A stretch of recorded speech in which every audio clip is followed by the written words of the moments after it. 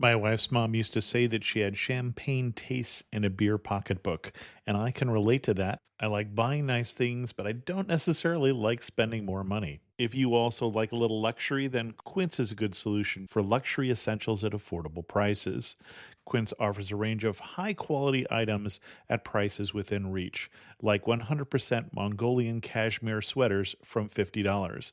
I'm hearing good things about them from my friends, so mine is on order. So I'll tell you about that when it comes. The best part, all Quince items are priced 50 to 80% less than similar brands. By partnering directly with factories, Quince cuts out the cost of the middleman and passes the savings on to us.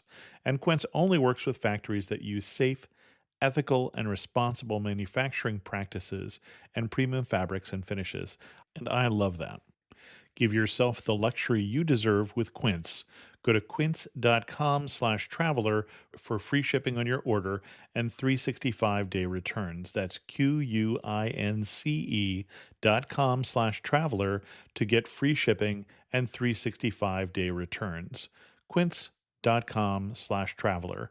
And thanks to Quince for sponsoring this episode of Amateur Traveler. Membership means more with American Express Business Gold. Earn 4 times membership rewards points in your top 2 eligible spending categories every month, including eligible U.S. advertising purchases and select media, and U.S. purchases at restaurants, including takeout and delivery. What are you waiting for? Get the card that flexes with your spending every month. Terms and points cap apply. Learn more at americanexpress.com/business-gold. Amex Business Gold Card. Built for business by American Express. Amateur Traveler, episode 934. Today, Amateur Traveler talks about palms and pines, art and architecture, giraffes, and Marilyn Monroe as we go to Palm Springs and the Coachella Valley. This is Chris Christensen from Amateur Traveler. Let's talk about Palm Springs. I'd like to welcome to the show Kathy Condon, and Kathy is with PalmSpringsInsiderGuide.com, and strangely enough, she is here to talk about Palm Springs. Kathy, welcome to the show. Thank you very much, Chris. It's a pleasure to be here. And Kathy and I have only traveled together once, which was to Door County, Wisconsin last year. And Kathy, you've been trying to convince me that Palm Springs has more to do than just golf. Why should someone go to Palm Springs? Okay, I'm going to make you eat those words, Chris. So the bottom line is, Gladly. Imagine living in a place where you have a 350 days of sunshine. And so when we have 2 days in a row around here of clouds, we get a little tired of it and say we want something new to happen. And the other thing is that one of the things that people don't realize about Palm Springs is they say they're coming to Palm Springs. And we locals go, great, where are you staying? Mm-hmm. And they'll say, oh, the address is Indio, which is 35 miles away. So what people don't understand is when you land in Palm Springs at the airport or drive in, that there are actually 9 communities across Coachella Valley. Okay. And each one of these communities, believe it or not, has its own city government, own city council. So it is fascinating watching them all work together, but they all have a separate personality. So give you an example. Desert Hot Springs, which is on the other side of the freeway and the farthest away, is known as the area where all the hot springs are. So If you want to go to the hot springs, you want to stay there. But it's also known as the place where Al Capone used to stay. You can go to Two Bunch Palms and actually go into the bar there, which was part of the house that he had there. And it's really high up on a hill. And the reason you watch it is it's fun because you can see the entire valley. And that's why he had his hideaway there. So I can tell you lots of stories about hot springs. And then Palm Springs is where you land. Then you go to the next town, Cathedral City, and it was known as a place where the worker bees moved because they couldn't afford to live in Palm Springs. Then you go down to the next town, is Rancho Mirage. And literally these towns all touch now. If you don't see the sign, you don't know that you're into the next town. And that has its own personality of being the place where people really settled who had money, lots and lots of gated communities. You go down to the next town, Palm Desert, which is now where I just moved, which I am just exploring. And then you go on, there's Indian Wells with the Paribus tennis tournament is held every year. And La Quinta and so on, and Coachella, of course, most people have heard of. So I think it's important for people to understand when you come to Palm Springs, you actually are coming to different cities at this point. Okay. But I wanted to share with you if I were coming to Palm Springs, what would I do? And as I sat down to look at it, I was going like, okay, I think I've got this figured out. So let's say day one you arrive. I have written articles about travel fog, which is after you've been on an airplane and traveling all day, especially if you come to the East Coast, it actually takes you quite a long time to get to the West Coast. And I call that travel fog. And keep in mind, when you land in Palm Springs, you're 5 minutes from downtown Palm Springs. Maybe it's an easy commute from the airport, or if you're in Indio, you got to plan 45 minutes to go to your place. But let's start at the beginning here. Let's say that we're going to land in Palm Springs, which by the way, we have the highest condensation of small boutique hotels, which are 50 rooms or less in the United States. We believe they're checking that report to find out whether or not it is Palm Springs or Key West, Florida. But we have 74 small boutique hotels, which are 50 rooms or less, in the city of Palm Springs alone, which is pretty amazing. And these little boutique hotels have all been back in the 50s and 60s. People came here and made these hotels, and they went down in all kinds of deterioration, and now all have been refurbished, and you can decide what kind of vibe that you want to stay in. Do you want to stay in a Japanese feel? Do you want to stay in a Moroccan feel? Do you want to be in the 50s and 60s vibe? Do you have a few that you would recommend that are your favorite? Abs- Absolutely. One is Alcazar is one that I really love, which is a walking distance of Palm Springs. Wonderful food. And it's hard to explain until you're there, but the bottom line is it's in walking distance and it has its own restaurants connected to it, which probably about 10 or 12 of the small boutique hotels have restaurants connected with them. And another one that I just recently went to review was the Skylark Hotel, which is all around sitting square around a pool like you expect. But what they have done, which is absolutely unique, they've taken one of the Airstream trailers and decided that's going to be the registration place. So when you come through the gate, you register at the Streamline Hotel. And then you go to your rooms. And I just took a friend there the other morning for coffee. They have one of the nicest restaurants that I really enjoy. And it's the one place probably on the West Coast. You would know, Chris, because you live in California too. But you could actually go there at night for dinner and have lobster rolls that are every bit as good as the ones that you have in Maine. They're phenomenal. Those two are really the favorite. And then there's another one called the Cole, which is totally the 60s vibe. There's nothing about it that doesn't make you feel like modernism. And again, we'll have to go back and explain what modernism is. Modernism happened when in the 50s and 60s, the architects in California, in Los Angeles, wanted to try a bunch of their various techniques like metal. They wanted to use metal, they wanted to use glass, they wanted to bring the interior of the nature in. But the Los Angeles regulations were so strong that what they did instead is came to Palm Springs where we had no regulations at all. So we Hmm. have modernism is that look. And I just was dog sitting the other day and I walked by a house and I just smiled because the whole outside of it was all stone with slanted metal roof. So modernism is huge in Palm Springs. And as a little plug, in February, we have 14 days devoted to modernism, and they're going to hold 320 events. everything from tours of these houses to lectures to bringing in Airstream trailers. It is a gigantic event and it attracts about 140,000 people into Palm Springs during the month of February.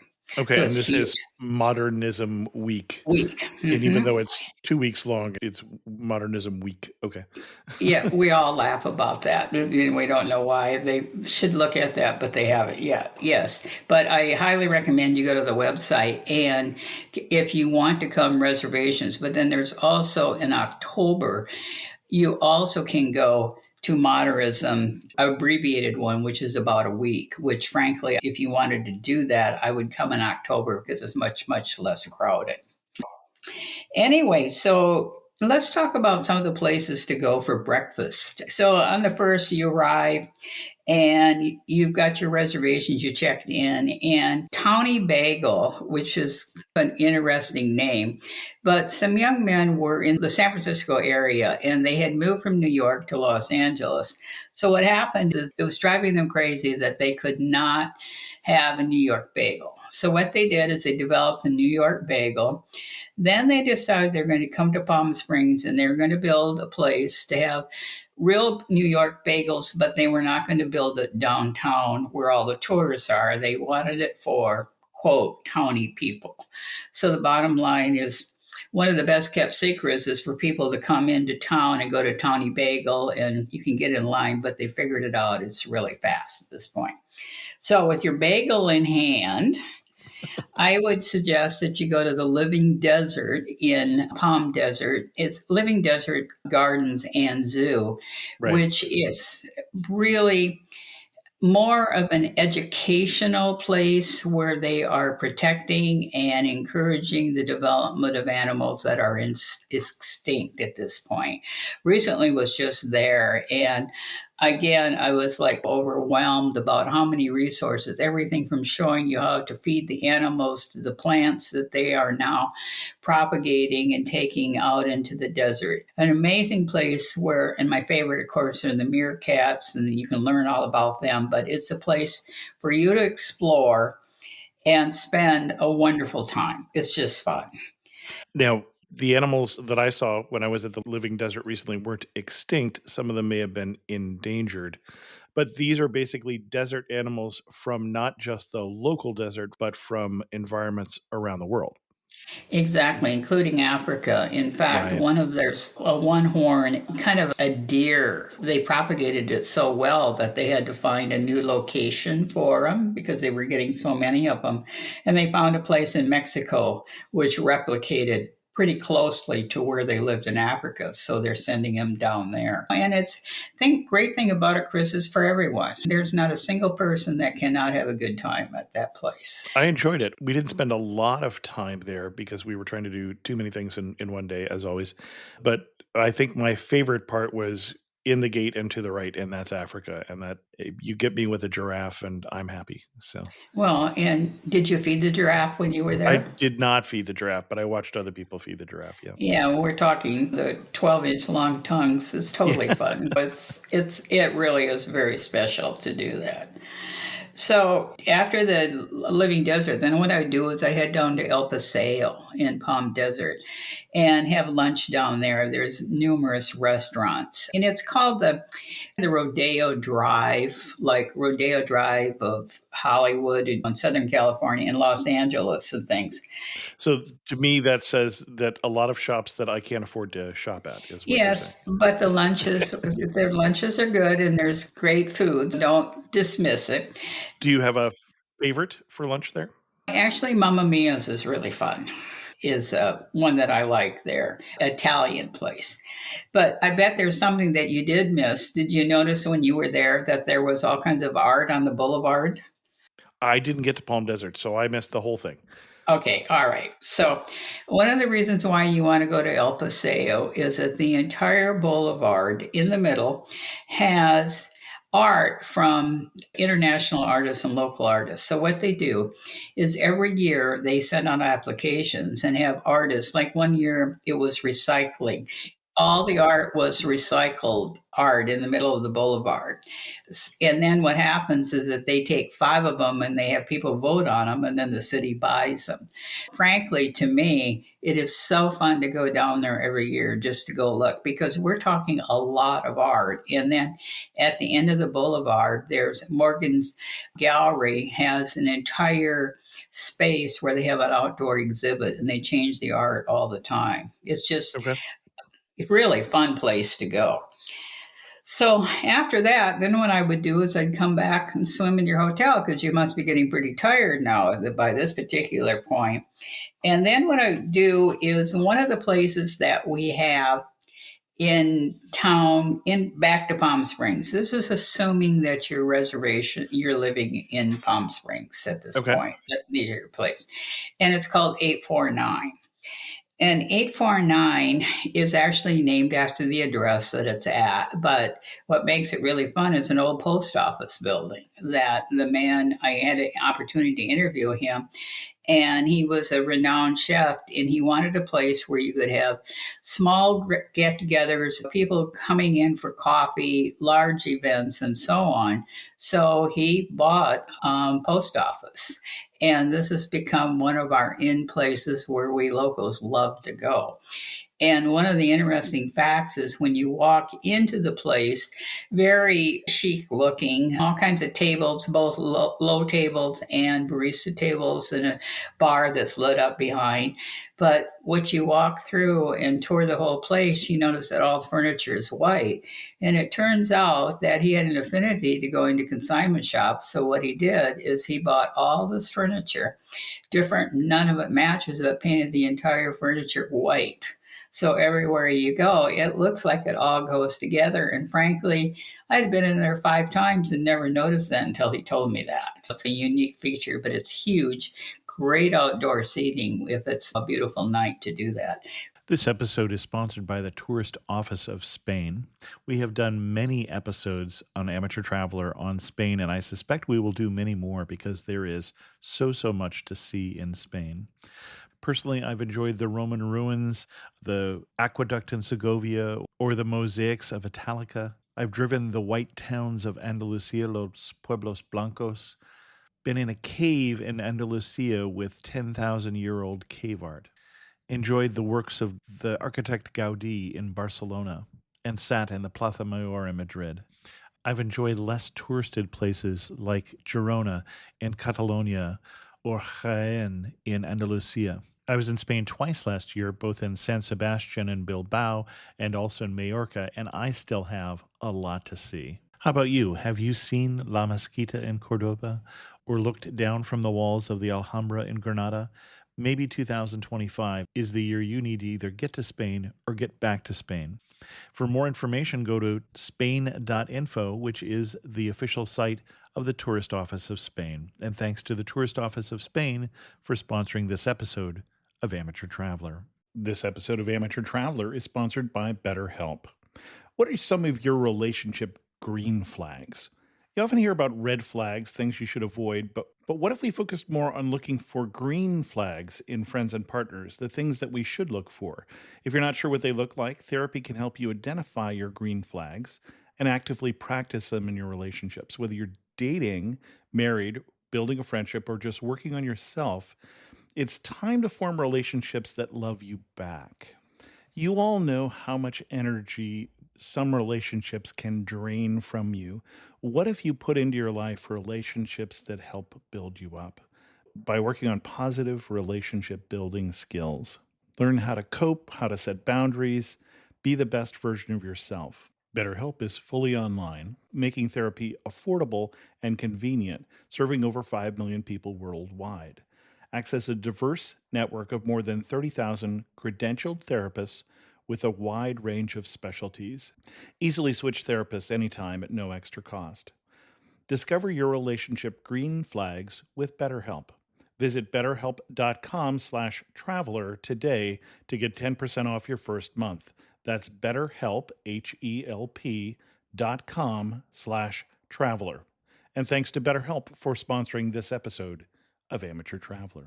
which, by the way, if you come this time of the year, by all means, make sure you bring layers because it gets really cool at night. The temperature drops about 25 degrees between the day and night here. So, And you say this time of year, for those who are listening far in the future, we are recording this in February. in February, exactly. And I would say this lasts probably all the way to March. 76 degrees during the day. Who can complain about it getting cooler at night? And let's pause a little bit. Is that the best time of year to come to Palm Springs, or when would you recommend? I would say probably March, Okay. maybe the end of March after the tennis tournament is held. The BMP Paribus tennis tournament is held the first week of March, which brings in huge crowds. So the bottom line is if I were going to plan a trip here, I would be the end of March or the first part of April would be Got it. really a fabulous time to go. Though this winter we've all been raving. It's been lovely the entire time. But since I've lived here now 13 years, that would be my recommendation at this point. Okay. So next morning, one of my favorite places to go for breakfast is called Indian Canyons. And Indian Canyons is right on a golf course, and it's probably one of the most beautiful views that you can sit there and have breakfast. And it's a reasonable, just, regular hearty breakfast, but it just feels good to go there. And then what I would do is go downtown and I would start exploring and shopping. Why do I say shopping? Even if you're not a shopper, downtown Palm Springs is flourishing. There's not an empty store in the building now. And all these retail stores, except for some like Sephora or Kiehl's there in H&M, big ones came in. But otherwise, these are all unique retail stores.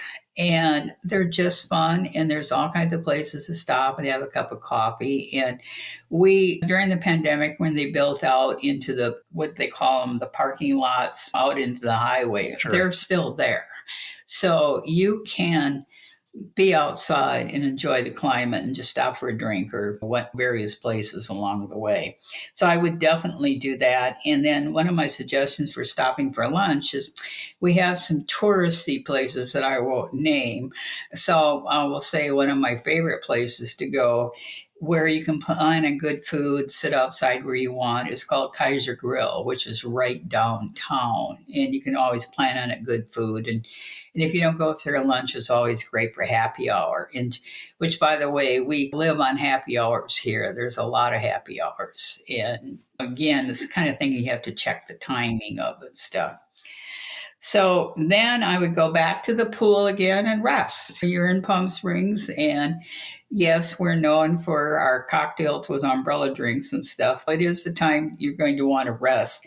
But also, then I think what I would do is one of my favorite restaurants. And since you were smart enough to get out of the cold weather and come to Palm Springs to celebrate how brilliant you were, go to Spencer's, which is our favorite place for celebrations. Spencer's is located up right against the mountains, and they have just a lovely atmosphere. And if they ask you if you want to sit in the garden or inside, say the garden. And it's all lit and it's all heated. And I have never been there when I haven't had excellent food. And it's actually open for breakfast, lunch, and dinner. But that's our celebration place. So I would definitely consider going there. Okay, the next morning, one of the things that you cannot miss in Palm Springs is the Palm Springs Aerial Tramway, Agreed. which is the largest tramway. Yeah, I think it's west of the Mississippi at this point. I think somebody outdid us. But you go up 8,000 feet. Hmm. And two things. If you're a hiker, you want to go up there early in the morning so that you can go up and hike because you can hike a long ways up there. And there's food and there's a restaurant up there. The views are absolutely stunning.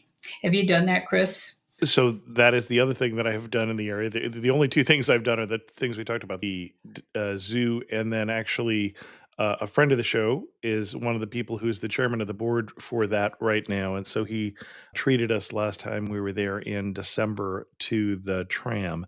And when you Okay. say an aerial tram, and I think you used the word turning, I'm not sure that everybody pictures what you're talking about, but if you've been to Cape Town and then there's another one in Switzerland that are made by the same manufacturer, it rotates as it goes up the hill. I think it makes 2 or 3 rotations so that no matter where you stand in the car, you get an equal chance of seeing the scenery. Absolutely. And it's pretty incredible. And the narrative on the way up tells you a lot about the fauna Mhm. on the way up. And then one of my fun things was at the holidays, I came down on at the last tram, which is at 9:30 at night, and everybody was singing Christmas carols and nobody wanted to get off. So it's a very special place. And it's a whole different climate up there. So if you go up there in the winter, you might find snow. I have told more people, and they didn't believe me, that it's going to be 40 or 50 degrees cooler. They've gone up Right. there and frozen to death. Yes. And frankly, it's a place where we go in the summertime when it gets really hot. It's the Right. perfect place to Right. go. They even have Wi Fi up there, so you can go up and work. And I've done that more than once. It's a very special place. We did the opposite of what you suggested. We did do a hike up there, but we went in the afternoon and then we're there for a sunset and then into the evening and ate at the restaurant there, which was lovely. Which was exactly what I was going to say, because Ah.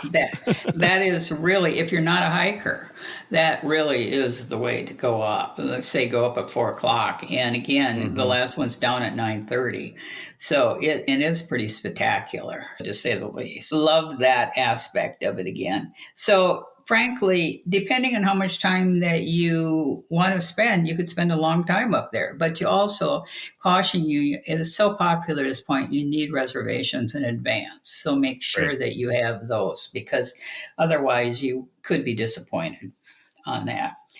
So then let's talk about there's obviously other restaurants, things you could go to, but let's go to the next day Okay. and talk about Joshua Tree National Park. It's assuming you have a car. Frankly, in order to really see Coachella Valley, you really do need a car. There's not that there's not Uber around, but the car is much more helpful. So Joshua Tree National Park, depending on which way you go, could be 45 minutes to get to the gate, or it could be an hour and 15 minutes to get to the gate. But this is why I'm saying that. Most of the people leave Palm Springs and they go up to and say, okay, I'm going to go up to the 45-minute entrance. And then what happens? They get there and the line is 2 miles long and they have to wait forever to get in.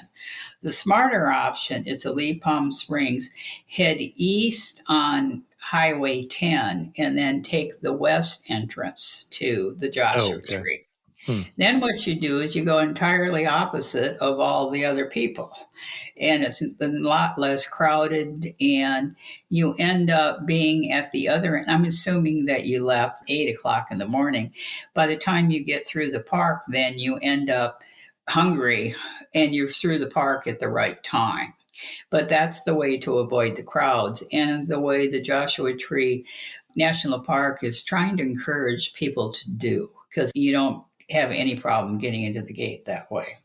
So put it more time at the beginning driving on the highway so that you can enjoy it even more. So then one of the places to have lunch there is the Joshua Tree Saloon. And if you go there, have deep fried pickles, which I never heard of in my entire life, only Oh, to be totally hooked on those. Do you like I've those? had deep fried pickles. Sure, I love them. One thing we should say: you took us through the park, and then we're eating. There is no food in the park. There's not even in water in the park. So you need to plan accordingly for your visit. And it's a very big park. Driving, it's not too bad. And I just wrote a guide for Joshua Tree in one day, and we have a whole nother episode just on Joshua Tree that you can go back to in the archives with the then chief ranger from the park, Jeff Olves. But yeah, you got out of the park before you got to food, and I just wasn't sure that everybody caught that. Well, and the other thing, good point. And the other thing is take twice as much water as you think you need Sure, especially if you're gonna because hike, yeah. Yeah, and frankly, and I experienced that whole thing of the food. First time I went through with my daughter, we went through and we were starving to death by the time we got through the whole thing. Yeah, excellent point to do that. And the other thing is if you want a really special event in the Joshua Tree National Park is make a reservation to go to Key Ranch. Oh, Key okay. Ranch is a place like in 1974, a long history in the back and have an article written about that. But what happened is the person died and the entire place is kept exactly like it was in 1974. It's reserved that way. And it was the area where the gold miners, they were digging for gold, and it didn't pay to have a whole lot of areas where they could wash the gold and stuff. So this particular man, Mr. Keys, developed a system whereby the miners could bring their coal and being washed and pull it out and things. And then it kept on growing. His wife made a general store and they had the first school there for the miners and so on. It's a fascinating place. But again, you have to get your reservations ahead of time on it. And of course, there are numerous hikes. My favorite one is Hidden Valley because one, it's Yeah, it's a short. wonderful one. Is Mhm. short, and it was where the cattlers would bring the sheep, their cattle, and then rebrand them and stuff. So there were a lot of Cattle candle rustlers. rustlers. Yeah. Yeah. So Hmm. they would rebrand them, and it's just an easy hike, but it also gives you the opportunity to be out there. And then meanwhile, as you'll see rock climbers in various places and Sure. stuff, it's Yep. a huge rock climbing area. So after that, and if you have time and you're up for it, one of the places that most people miss in that entire area is the orchid farm. Did you know there was an orchid farm up there? No. Huge, beautiful. I cannot go up there without going there, frankly. And it's about 20, about maybe 25 minutes from Joshua Tree entrance. And I discovered it on my own because it's near the Integratron, which is the sound bath, big observatory place.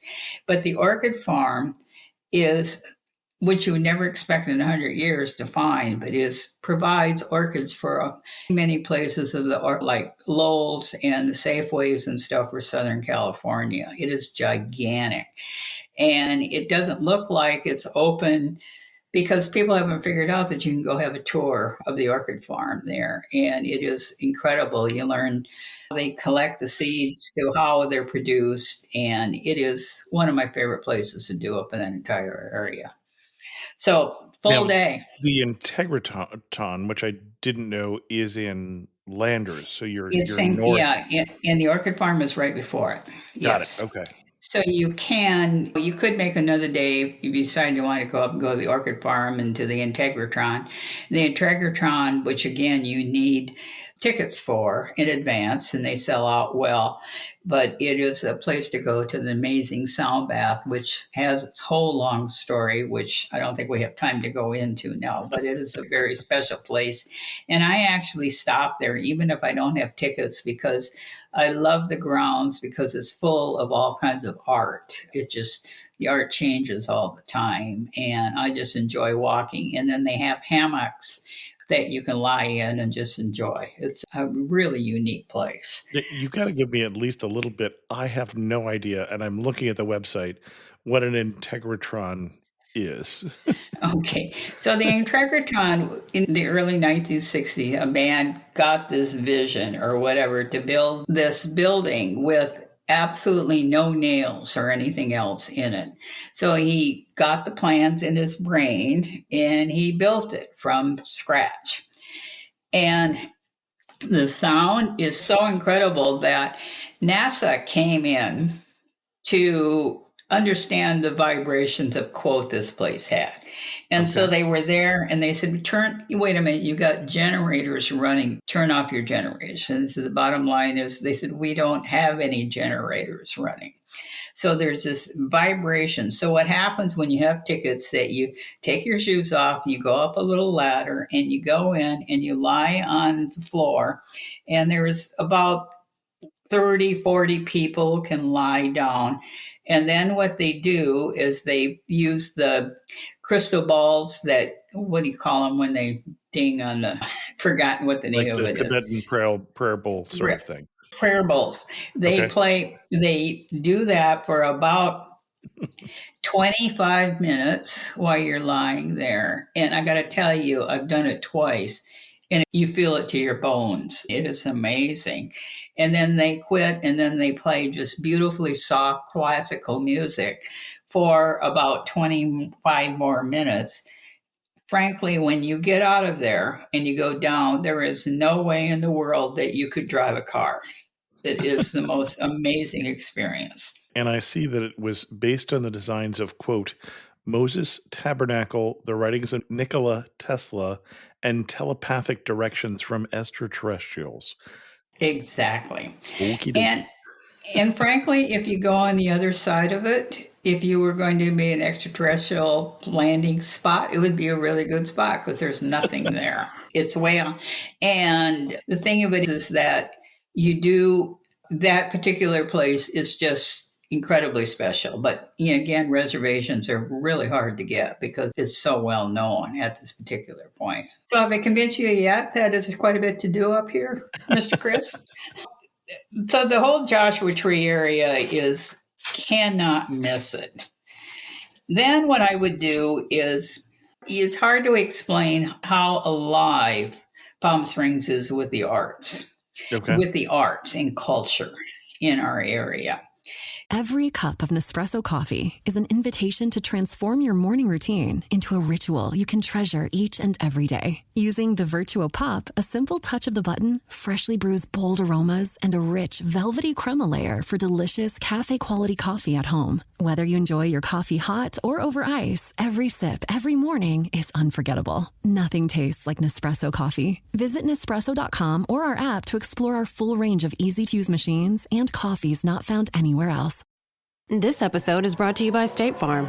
From your morning podcast to your afternoon playlist, State Farm knows you personalize your entire day, and that's why State Farm helps you personalize your insurance with the State Farm Personal Price Plan. It offers coverage options that help protect what you care about most at an affordable price just for you. Like a good neighbor, State Farm is there. Prices vary by state. Options selected by customer. Availability and eligibility may vary.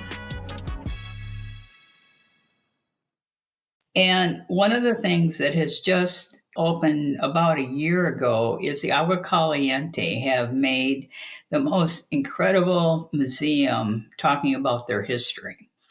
And it is right in the middle of downtown Palm Springs. And so it turns out that they thought that their tribe was there 4,000 years ago. And when they were digging to build the museum, they kept digging and down 10 feet. Bottom line, they have found things that show that they were there 8,000 years ago on that same site. So those artifacts, in fact, are in that museum now. So you really learn about the importance of the Indians and how they valued the area. It's really a very special place to go visit, to understand the culture here. And they like to be called Indians, so I wasn't using anything despairingly. They've decided that they want to be called Indians here in Palm Springs, at least that tribe. And so then the thing of it is that, have you heard about the Maryland statue in Palm Springs? Sure. Marilyn Monroe, yeah. Okay, so the Maryland statue, 40 feet high, now has caused a controversy because she's planted in the middle of the street in front of the museum. And so anyway, it's been a really interesting story. She was here, she left, went to New Jersey for a retrospective of the artist's work, moved in the middle of the street, here, back. The hospitality committee bought her because she was such an attraction, went to the street, and now she's going to be moved 18 feet to our new park that is right beside of it, which was there when they put her in the middle of the street. But the bottom line is the Maryland statue with her dress blowing up, the one that we've seen many pictures of, has become a major attraction in Palm Springs. So And you say that was in front of the museum. I think that's the Palm Springs Art Museum that you're talking about? exactly, which Okay. I wanted to say is without any question, someplace you should visit. It's a beautiful museum. Beautiful. I think the thing that attracts me about it is that it's very light, beautiful hardwood floors throughout the whole place. And right at the moment, there's a David Hockney exhibit, which was absolutely spectacular. And I learned so much about the artist. In fact, I'm going back again to that soon. They have changing exhibits all the time, and one of the nicest art galleries that you can imagine. And right in that same walking area is our graffiti park. And we call it the sand pit. And it's just really fascinating because, like it or not, people can go on and on about the graffiti, but it's always fun to walk through there because it's constantly changing. And then there are a lot of art galleries around too. And these are international artists. In fact, I just interviewed the one who's written up in a lot of books. Her name is Anne Faith Nichols, and she's internationally collected. And again, you can make arrangements to go to her studio if you want to. So lots of cool stuff to do. And again, you could spend a lot of time just in the arts of downtown. And of course, we have the Walk of Fame, so we have stars all over the place. You can enjoy that. But the other thing, connection to the art museum, now they have also added an architectural art museum, which is downtown and easy to walk to. So you can learn about the famous architects who built these modernism homes. And there's always a new exhibit in there. So again, worthwhile to go do that. So you could spend a whole day on the arts without any problem. It's an easy thing to do. So by this time, you've been running around a lot and you're thinking, okay, I've had it. I need to rest. And nothing like going to the number one spa in the nation, which I can actually say it is called the Spa at Seki, which is located downtown Palm Springs. And I've been to a lot of spas, but this one is beyond anything you can imagine. So the idea is that you would start out there at 8 o'clock in the morning when it opens and stay there until 6:30 at night when it closes. And in between, this is the only spa in Palm Springs. The other spas in Palm Desert have it, but this is the only one with the hot mineral springs in it, so that you go in your own little room, in your own little tub, and you stay in there and experience the hot springs. And then you go back into the grounding room, which I keep thinking be the perfect place after flying, Chris, for us is to go in there, and it's all copper floor, chairs and everything are to help you get grounded again. Two salt rooms, room where you can listen to music, beautiful lounge areas, and outside is another hot springs pool and a regular pool, and phenomenal food to eat during the day. Frankly, that is one of the special ways if you want a treat, that's what you do. And the thing of it is, I think it's important. People go, but it's $150 day pass to go do that. The thing of it is that if you buy a spa treatment of any kind, then they waive the entire day pass. So in the end, it's a spectacular way to spend a day to rest. And then those who don't want to be at the spa or your partner doesn't want to be, just remember in the Coachella Valley, there's 120 golf courses scattered throughout the entire valley. So if you want to play golf, yes. And frankly, that's what, when I moved to Palm Springs, I honestly thought we were talking about golfing and sitting around the pool and cocktails with umbrellas. But that's why I started the Palm Springs Insider Guide, because there's so much to do here. And that's not even counting the special events. We had the International Film Society came in January. We had we opened all the famous movie stars were in town because it's the beginning of the season. February is modernism. March is the tennis tournament. April is Coachella, 2 weekends, and Stagecoach. So there's just always something going on here. And I get the impression Coachella is really your activity. You gotta like to be out there rock and rolling with the kids. Let's put it this way. I went once. And it was absolutely an experience. I'm really glad I went. And I went, frankly, because I was covering the art that is made for the event itself. And it was really an experience. But it's a long day if you started out at 8 o'clock in the morning and come home at 1 o'clock in the morning, especially it would have, because invariably at the end of April, the wind comes up and it's warm. So you've got to have a pretty good stamina to be able to pull it off. But people do every year and it keeps getting bigger and bigger. So it's a pretty wonderful event for everybody. Got it. So that's my highlights. And I know you wanted to know what kind of surprised me both about Palm Springs. Moving from the Northwest, when I never saw the sun, and the reason I moved to Palm Springs in the first place, honestly, what surprised me is that every single morning I can expect it to be sunny. It's just very nice to walk out and watch the beautiful sunrises that we have and sunsets both.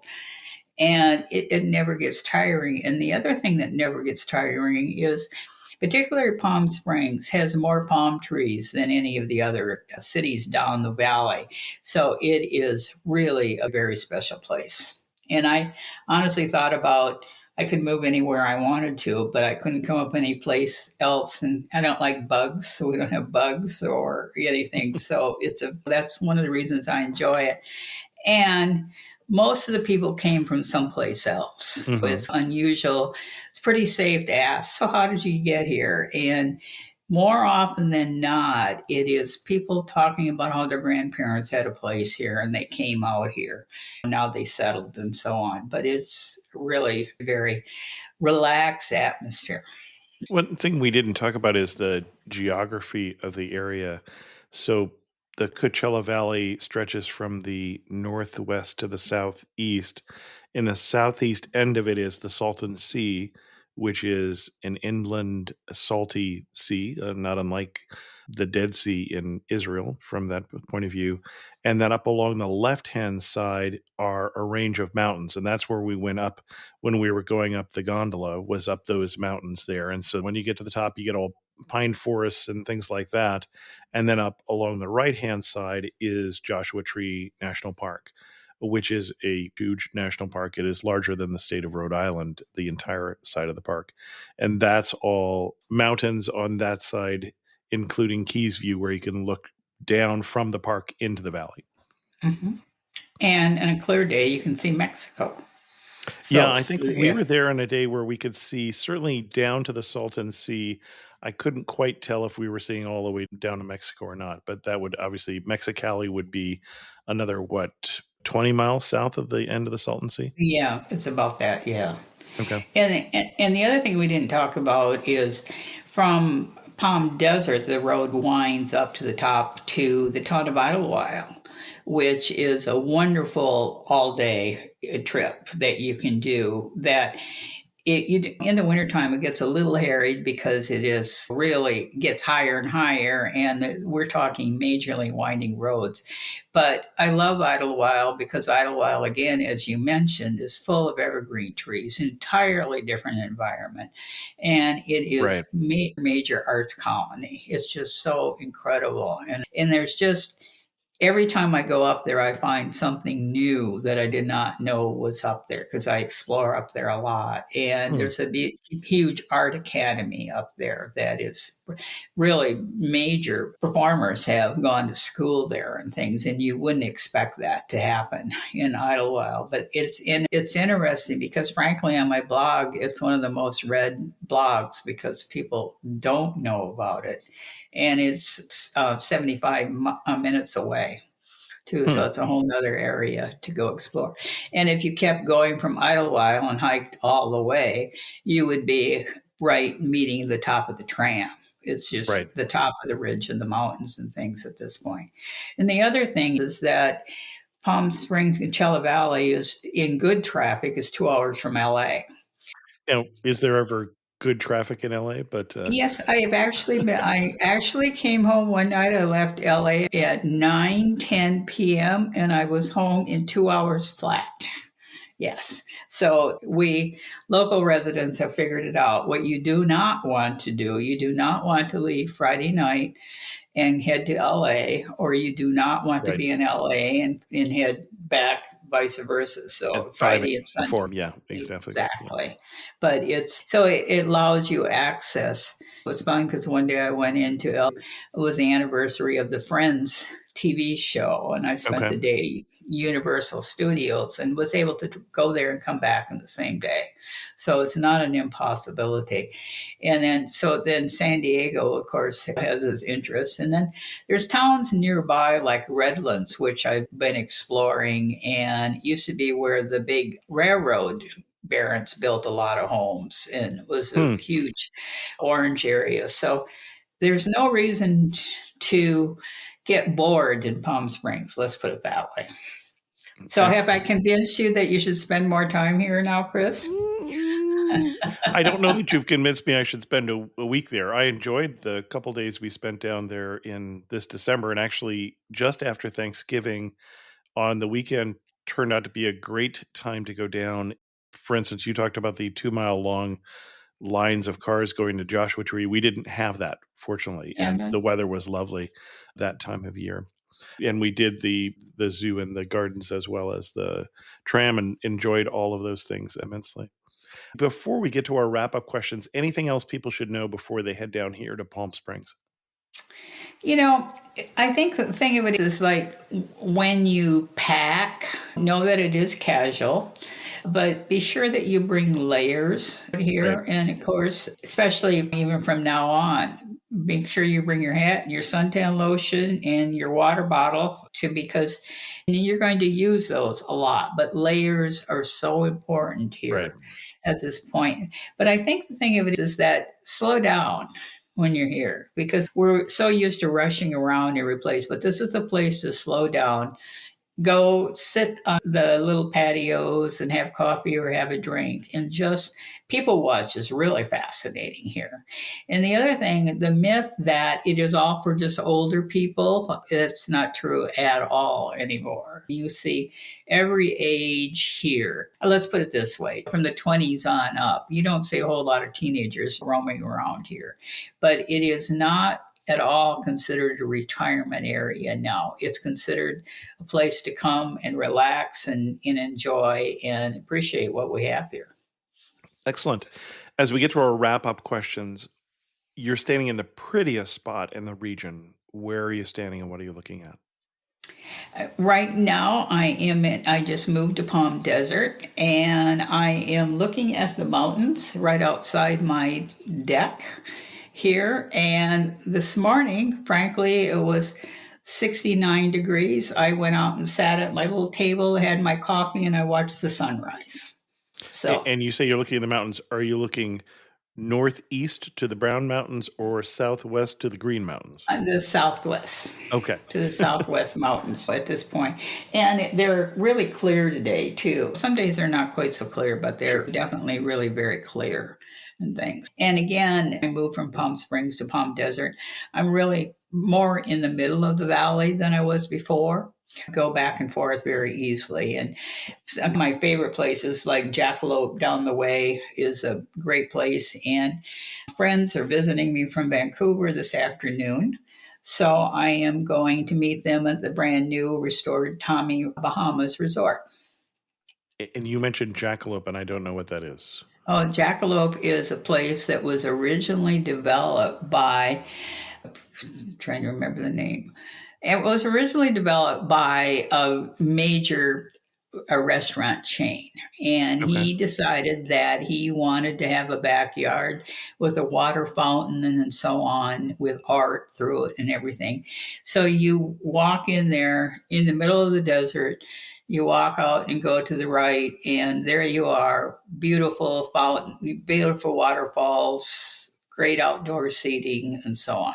Built by Don Callender of Marie Callender's. There it is. Yes, I knew Okay. it was a restaurant. Yeah, exactly. I got you now. Yeah. Excellent. And one thing that makes you laugh and say only in Palm Springs. That's a really good question. I think the people watching, because you never know what to expect. It could be the way they're dressed. It is pretty hysterical, lots of things. But I think the people watching makes me, and then the thing of it is that animals are very welcome here, dogs. And so how often that the people walking down the street have their dogs dressed in amazing stuff. So it's pretty fascinating world for people to watch. And it All doesn't right. cost anything. And if you had to So summarize the region in just 3 words, what 3 words would you pick? it makes me happy. All right. Excellent. Our guest again is Kathy Condon, and her website again is palmspringsinsiderguide.com. And if we wanted to send people to your best post over there, Kathy, where are we going to send them? Oh, how to prepare for coming to Palm Springs. Excellent. I'll put a link to that in the show notes so people have that. Thank you so much for coming on Amateur Traveler and sharing with us your obvious love for Palm Springs. You're very welcome. This episode is brought to you by Nerds Gummy Clusters, the sweet treat that always elevates the vibe. With a sweet gummy surrounded with tangy, crunchy nerds, every bite of Nerds Gummy Clusters brings you a whole new world of flavor. Whether it's game night, on the way to a concert, or kicking back with your crew, unleash your senses with Nerds Gummy Clusters.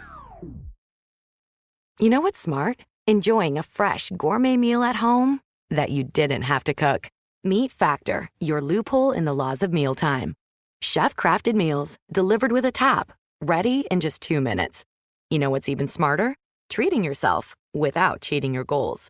Factor is dietitian approved, chef prepared, and you plated. Pretty smart, huh? Refresh your routine and eat smart with Factor. Learn more at factormeals.com. Special thanks to the patrons of the show who help support Amateur Traveler financially.